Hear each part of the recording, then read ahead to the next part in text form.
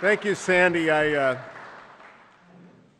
When I came out to California in 1989 to oversee the construction of the library for President Nixon, the first person I turned to was Sandy Quinn, who bailed me. I was 20 at the time when I took over the library, and Sandy was 30 at the time. So we've grown up together around the library, and it's so wonderful to be back. And I'm glad you mentioned my friend Larry Elder and Mike Gallagher.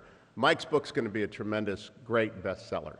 And so if you have a chance, come back to see Mike. Mike is, in fact, performing in Memphis the weekend after next, as he has a great role. I'm going to go up and see him play in Memphis, which is going to be, I think, at the Pantages. Go and see Mike in that. But he's a ebullient and a wonderful speaker.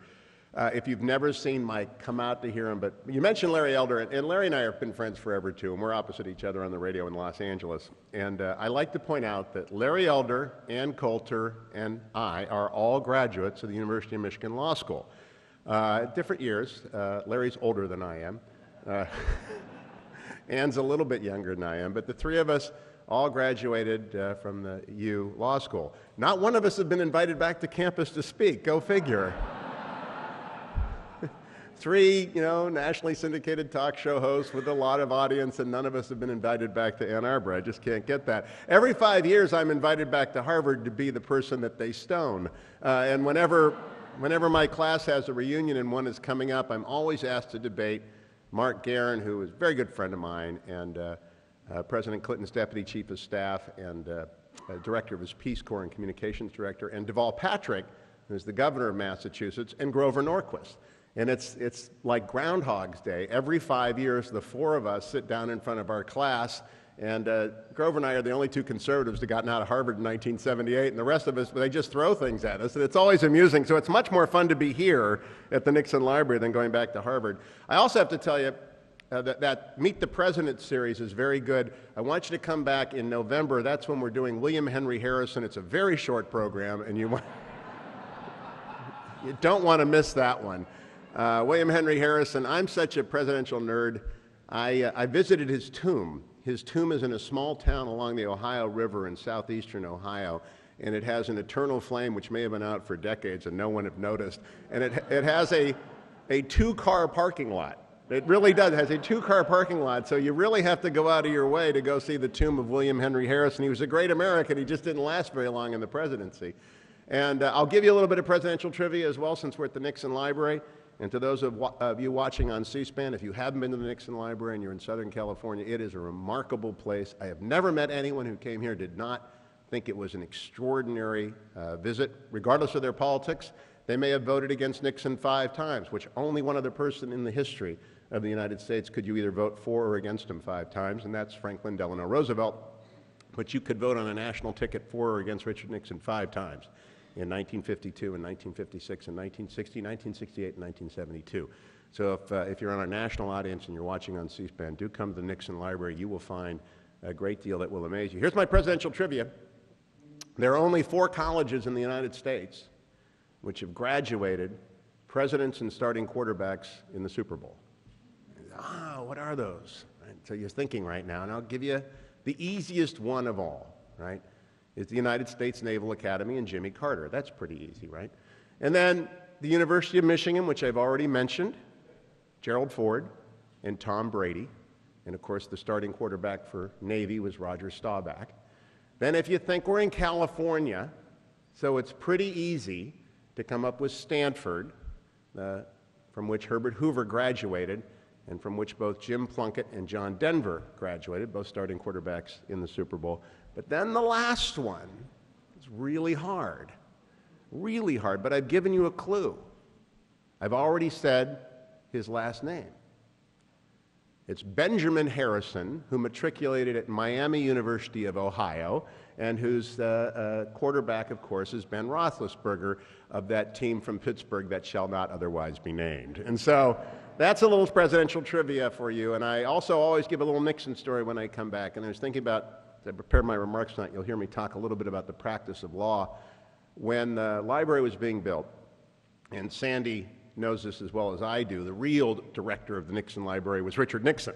And he designed it, and he oversaw it, and every detail was of interest to him. But probably the thing he was least interested in was a room which isn't even here anymore, the domestic policy room, which has been redone. But we kind of slapped it together at the last minute, had some exhibits in it. And one of those exhibits was about the Endangered Species Act. President Nixon, as you may or may not know, greatest environmental president in the history of the United States, signed into law the Clean Water Act, the Clean Air Act, the National Environmental Policy Act, and the Endangered Species Act. And I have been for 22 years an environmental lawyer, practicing in the era of NEPA, but especially the ESA, the Endangered Species Act, and the Clean Water Act. And even then, after a couple of years of practice in the area of endangered species, I knew it was just a screwed up law. It's a terrible law. It doesn't work, doesn't save species, costs an enormous amount of money, destroys lives, opportunities, seizes property. So I said to him back in New Jersey one day, what were you thinking when you signed this law? And he said, seemed like a good idea at the time. And that was the full extent of President Nixon's consideration of the Endangered Species Act. So I say that more as a justification for oversight. I do mention, as I begin to talk about this book, The Brief Against Obama, that it is informed by my three careers, which Sandy mentioned them. I'm a radio talk show host and a pundit. I'm also a law professor and a lawyer. I'm a law professor right around here at Chapman University School of Law, where I have been a member of the faculty for 15 years since we opened the door, teaching constitutional law as part of a truly extraordinary faculty. And the law school over 15 years has gone from not affiliated, not existing, to in the top or second top tier of the United States law schools. It's led now by Dean Tom Campbell, an extraordinary scholar and a wonderful leader of the law school. And it's an enormously diverse place, a faculty that goes from left to right and center. Our graduates are now practicing law all across the United States. They pass the bar at an extraordinary rate. It's a great, great place to teach law. But I wrote The Brief Against Obama with the fact in mind that I've got a lot of liberal friends on the among my colleagues on the faculty.